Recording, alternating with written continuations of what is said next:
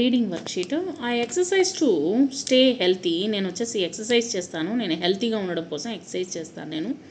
I run jump and stretch my arms. నేను వచ్చేసి నా యొక్క ఆర్మ్స్ని వచ్చేసి స్ట్రెచ్ చేస్తాను, తర్వాత వచ్చేసి నేను పరిగెత్తుతాను, తర్వాత జంప్ చేస్తాను.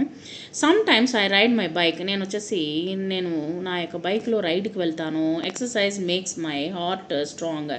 ఎక్సర్సైజ్ చేయడం వలన నాకు నా యొక్క హార్ట్ వచ్చేసి స్ట్రాంగ్గా ఉంటుంది, బలంగా ఉంటుంది.